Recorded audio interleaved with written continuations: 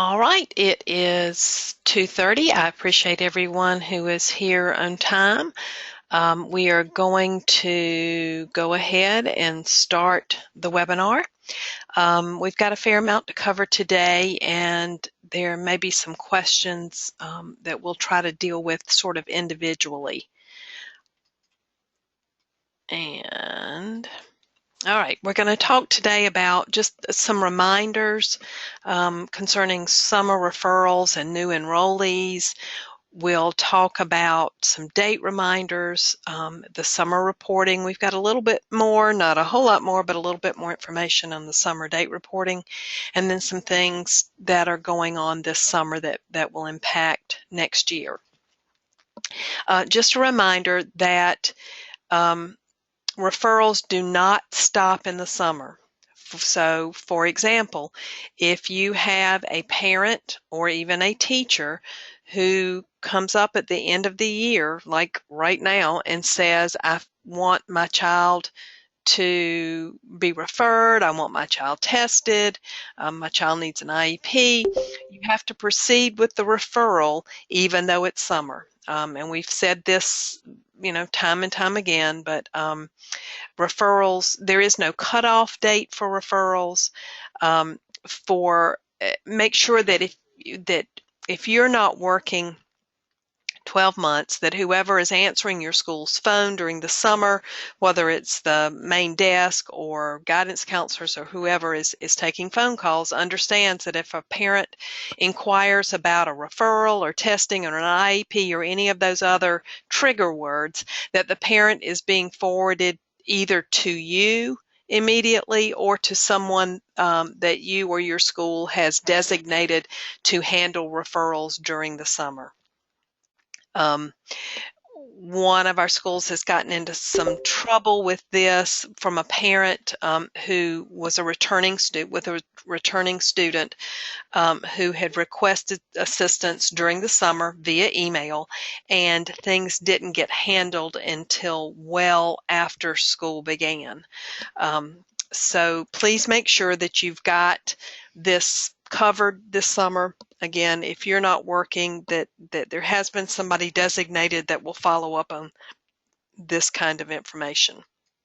Along those same lines, with students that are new to your school for the 15-16 school year, you cannot hold any sort of a formal meeting, an IEP meeting, a 504 meeting, an eval planning meeting, or a re-eval until that student has what we call sat for class the first day. For brick and mortar students, this means the first day the student walks into the school for instruction. For virtual students, it means the first day the student has actually logged in for instruction. And although you may want to go ahead and kind of get a head start on new students coming in, you cannot do that. A student is not considered officially enrolled in your school until the student has sat for class that first day. So during the summer, you may have parents that are enrolling their students for next year for 15-16, not returning students, but parents who are enrolling new students for the 15-16 school year who want an evaluation or may have been homeschooling their child for years and say that there's an outside diagnosis or they want them evaluated.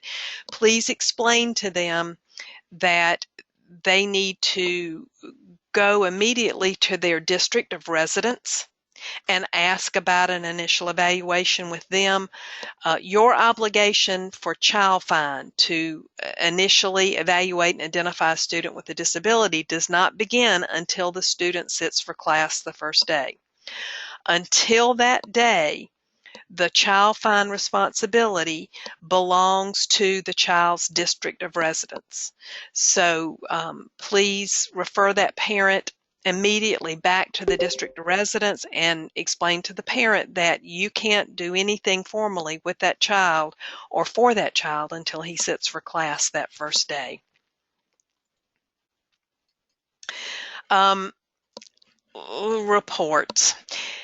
Right now, with summer reporting, we are having to report up to the Department of Ed extended school year count, and that is due June 3rd. That's due Wednesday by noon. The Adobe form, and we'll talk a little bit more about that. Childhood Outcome Summary Form, those are for students who are exiting the early childhood program, which means that they are either leaving the program as a 3, 4, 5-year-old because they have tested out of it and they're going back to Gen Ed, or a student who is turning 6 and is staying in the program. Again, we'll talk a little bit more about that. Discipline reporting, Indicator 11, which is the 60-day timeline, and Table 4, which is exiting. Extended school year. Just a couple of quick reminders. Remember that these services are different from summer school or from remedial summer classes or from summer enrichment programs. ESY services are special ed services that are required in order for the child to receive a FAPE.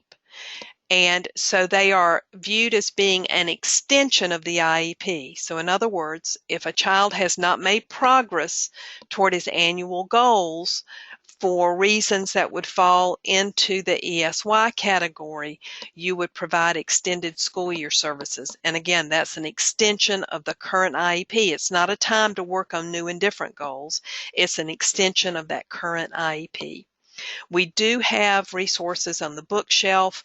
ESY services for special ed have to be provided by an appropriately credentialed person, and must, in other words, by a special ed teacher. If it's special ed related services or if it's speech services, those would have to be provided by a speech therapist, speech language therapist. This is not an area where the flexibility means anything different than what it does on a daily basis in providing ESY or in providing special ed services in the charter school law. So again, there are those that information that's available on the bookshelf to give you some guidance in making those decisions. The ESY link, the Adobe form that you're to fill out, was sent out last week. It's due back from all schools, even if you have no students participating in ESY. It's due by noon on June 3rd. So please remember that you need to submit that form even if you have 0 students for ESY. Enrich is supposed to have a report that we can run and that will pull students whose IEPs say ESY. Right now, it looks like we have about 20 students showing up on that report. Unfortunately, right now, the Enrich report does not give us names, so we don't have a means of cross-checking with our Adobe forms and the Enrich report, but we're working on that. As soon as we get notification of the money from the Department of Ed, we will send it out. In the past, it's only been about $200 per student, and so it's not a whole lot of money. It is a little bit, but we will get that out as soon as we have it.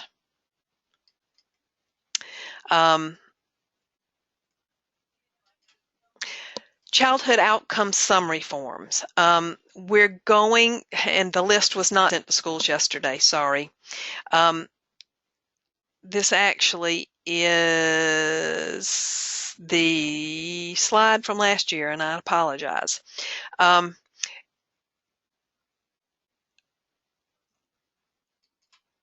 Sorry. Childhood Outcome Summary Form. I'll get back to that list in a moment. Each child who would qualify for having to have these data need 2 data points, and I'll talk about the criteria for qualification. Again, if a child who is age 3, 4, 5, or has turned 6 during this school year, in other words, will turn 6 between July 1, 2014 and June 30th, 2015, would need 2 data points entered into Enrich. The first would be entry data. Where did the child start this school year? And the second will be where did the child end? And it's going to be wherever the child ended if he has been reevaluated and no longer qualifies for services as a 3, 4, or 5-year-old. Or it's going to be where did he end? Where was he on his 6th birthday if he turned 6 during this school year? There are 3 different areas that a child will be rated in, and they have to do with overall communication skills, self-help daily living skills, and then just overall kind of social emotional functioning. Students are rated on a scale. 6s and 7s are a rating in which the child would be compared to his typical peers. There really shouldn't be any child who has all 6s and 7s unless that child was being dismissed from all special ed services. In other words, if you've got a child that's got 6s and 7s as ratings, then that child is functioning like a typical student his age functions, meaning he really doesn't need an IEP. So if you've got a child that was exited from special ed, was reevaluated and dismissed as no longer needing special ed, that child might have 6s and 7s on everything. But a child that's continuing with an IEP really should not have 6s and 7s for everything. The pre-check for that, and we are still working with the Department of Ed to try to pull those data through Enrich. The pre-check is due right now, June 6th. We may have to push that back based on the department's information about running that report. And I will be sending out the list that we've been able to pull. It's not pulled from the report in Enrich, but we've had Kendall and Nicole working on how to identify these students. We're still waiting on some guidance from the Department of Ed. Last year, the list was based on children that were on our child count, what we've in the past called the December 1 child count, but which is now due in October.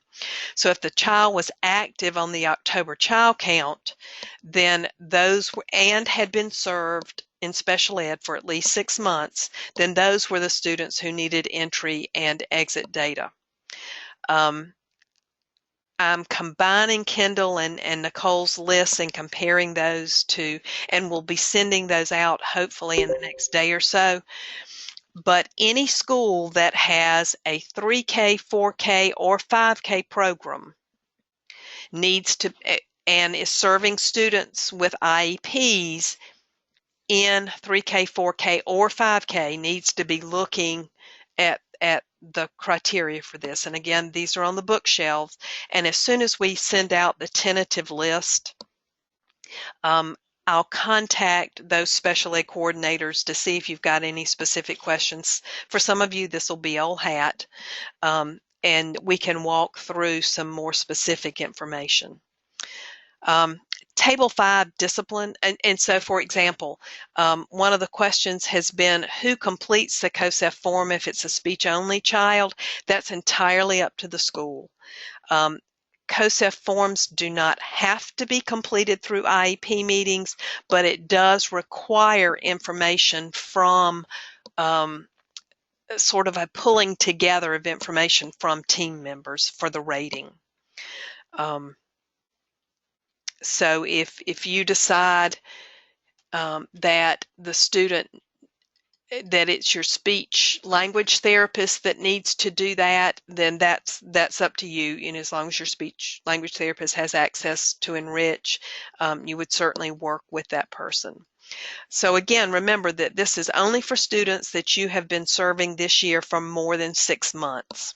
So if you've got a student, for example, that was just identified in January, you will not complete a COSEF entry and exit data for that student because by June 30th, he would not have been served for 6 months. Discipline. Table 5. Sorry, I keep clicking the wrong button. Table 5 is once again pulled from PowerSchool. You should already have been working with your PowerSchool admin person to ensure that all incidents discipline-wise have been entered into PowerSchool correctly. Z is going to run a pre-check in a little later this month and will include you on the information that is pulling from that pre-check so that you and your PowerSchool person can work together to clean up any issues. And the final report is due July 1. And I will forward you an email that we just received from the department that's got a little bit more information about it. But this will be, again, this is information pulled from PowerSchool.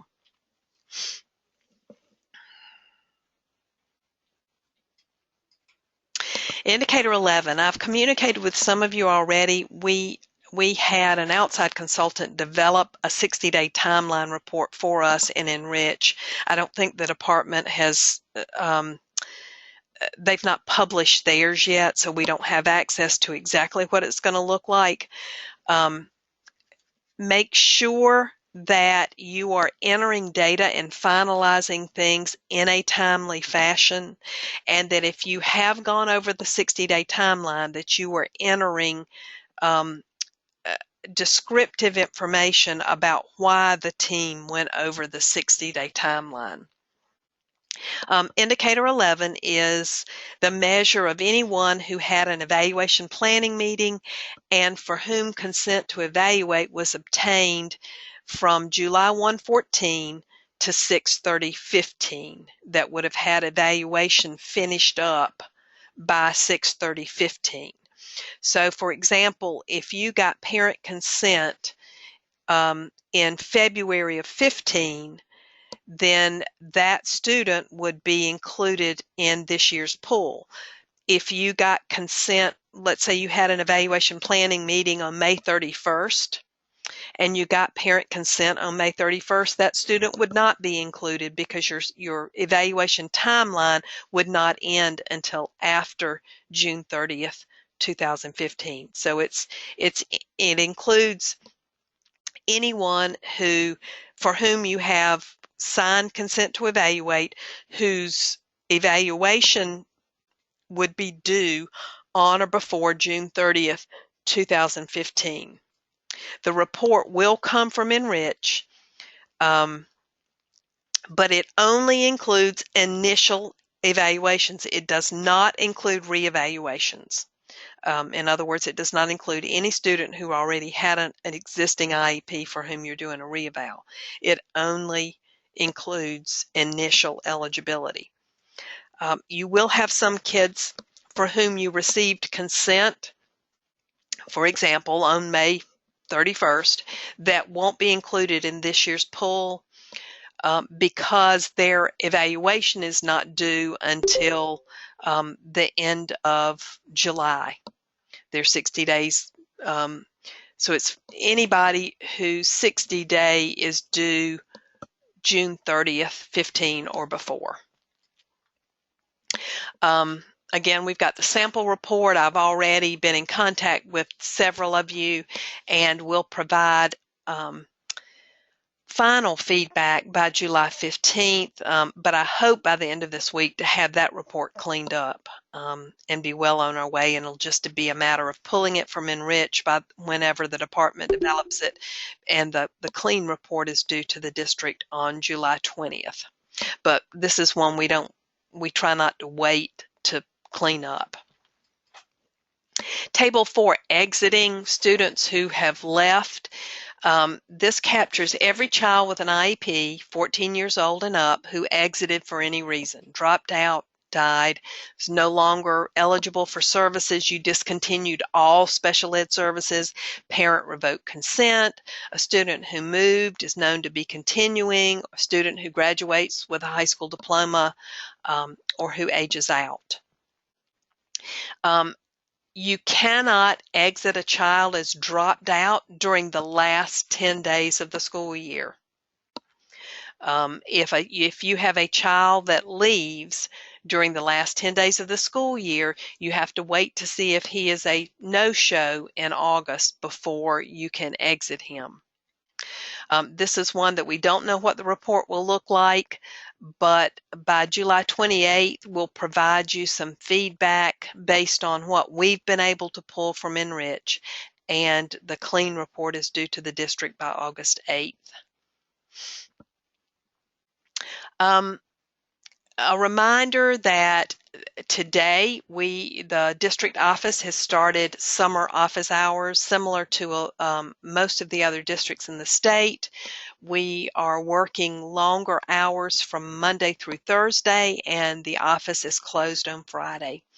As always, if you have an emergency on a Friday that cannot wait until Monday, you can certainly contact me. I just ask you to make sure it is a true emergency that cannot wait until Monday. Our district special ed coordinator's last day officially is June 10th. And after that day, if you have questions, please contact Kendall or me. Kendall for Enrich questions, me for anything else, or process questions related to Enrich. So again, the reminder that our office hours are Monday through Thursday, 7:30 to 5, and the office is closed on Friday. We are in the process, as most of you know, of finalizing the 2014-15 comprehensive program reviews and providing schools with feedback regarding your performance from this year. Most of the time, the feedback is going to your school leader as well as to you. And we will be meeting, the district special ed coordinators will be meeting next Monday to go over the final actually we're meeting on next Wednesday a week, to review the final CPRs for all of the schools, and at that point we will be either reviewing and revising existing improvement and corrective action plans or writing new ones for schools. One of the major responsibilities for the district SPED coordinators next year will be to monitor schools' progress on the improvement and corrective action plans. And again, it's that move more toward monitoring and oversight. And I don't want to say away from support, because we'll always be there for support and need to provide support, but the district as a whole is focusing more on the monitoring and oversight. This summer we'll also be looking at how special education plays into and shows up on the district performance framework. And the district performance framework, more information can be found on the district's webpage under performance framework link. And the performance framework, you'll notice, looks a lot like our special ed CPR, but it includes all areas. It includes gen ed, it includes progress toward charter goals, it includes fiscal goals and responsibilities, board oversight and governance. It's a much broader school level framework against which the school's performance is measured. But like I say, you'll notice that it looks a lot like our CPR document, but more global and focusing on charter, the overall charter issues, although special ed does have a component. At this point, We don't anticipate any major changes in policies and procedures for next year. So for those of you who were new schools this year, um, this will be a chance for you to review and revise your existing school level policies and procedures. It'll be a good chance for you to take a look back to see what worked with your policies and procedures, what didn't work, and where you might want to look at some review and revision.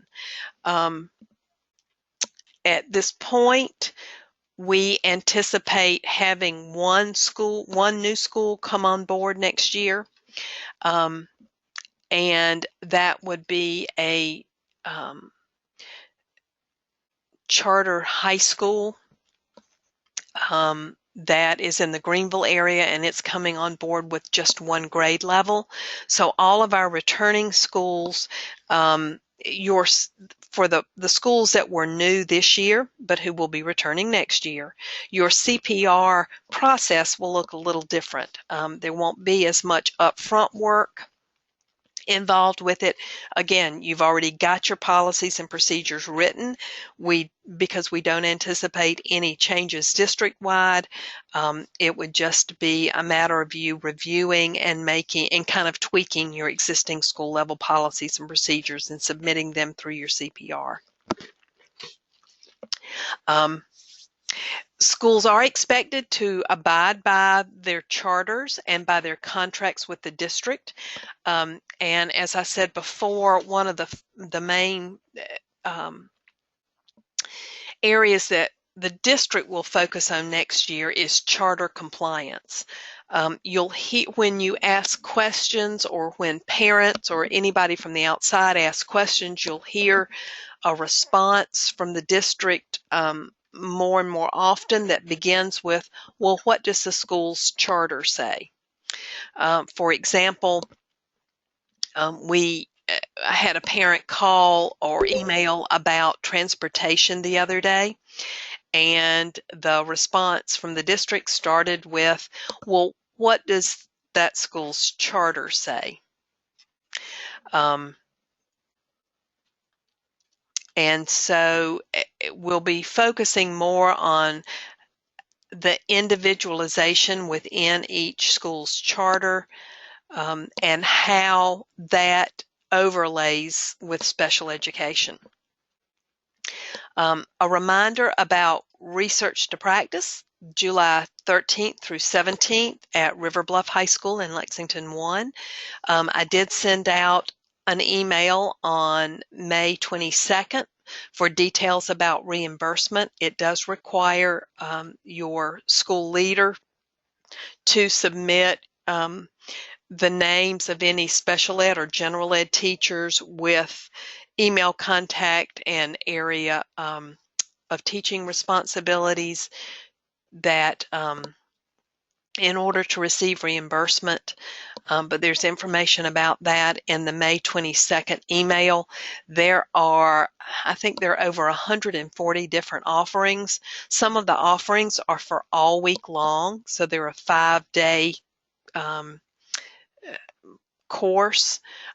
Others are a morning session, or a 1-day or a 3-day, lots of different combinations, so you can really pick and choose lots of different topics. And we are trying to encourage gen ed teachers to get involved also, because this is not just a special ed activity. There are almost as many offerings for gen ed teachers as there are for special ed folks. There are also offerings for related services folks, vision, hearing, speech, school psychologists, just lots of different areas. So I encourage you to look at that and share that information. A reminder that July 29th and 30th will be for new schools, and we only have one of those. And new coordinators to existing schools, we anticipate having a couple of those because of different moves.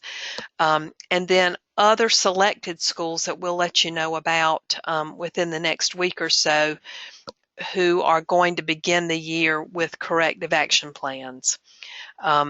And the majority of those schools are those in which the current special ed coordinator did not start the school year and so missed the beginning of the school year training. For example, at Midland STEM, for example, Rachel did not start the school year there. She came on board well after Christmas, so Midland STEM would be one of the selected invitees. And so that's new to the district coordinators, July 29th and 30th, and then all special ed coordinators, the face-to-face new and returning, on August 5th. All of those meetings begin at 9:30 here at the district office, and we will start our monthly SPED coordinator go-to meeting September 14th. It will again be typically the second Monday of each month. We do anticipate going back to the optional face-to-face for the morning of each of those go-to meetings, and we've already gotten lots of good suggestions for topics for next year. And again, please share those continue to share suggested topics and things you would like to have more information about with your district special ed coordinator or with me. And I'm going to check the list of questions real quick. Someone has asked about the grade level for the high school, and I will have to check on that. I'm almost 99% sure that it is 9th grade, that they are opening with 9th grade. We had anticipated at first having 2 new schools open, both high schools. One was going to be a early career type high school that would be 11th and 12th grade only, with dual enrollment at the local tech schools. It does not look like that one is going to open, but the other school will open with 9th grade. There will not be, we don't anticipate makeup training for the new coordinators training this summer. We tried that. We worked really hard this year to try to do makeups and catch-ups, and it just did not work. We feel like it's extremely important and is a requirement to have new coordinators attending the July 29th and 30th. If something comes up or if there is a conflict, you need to talk with me about it.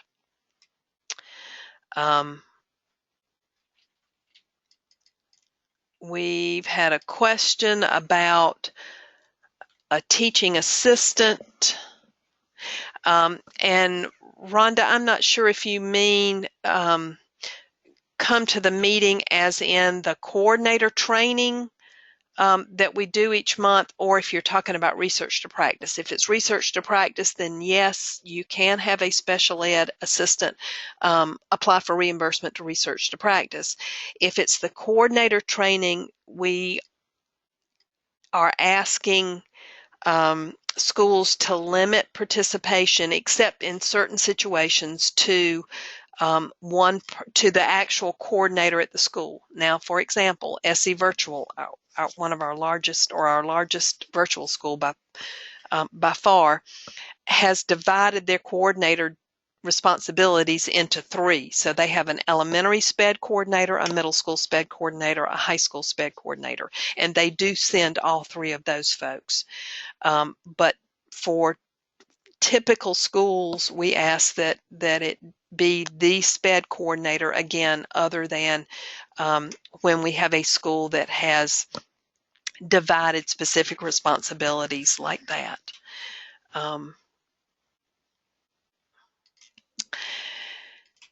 And I think that's it. It is just about the end of the year. We have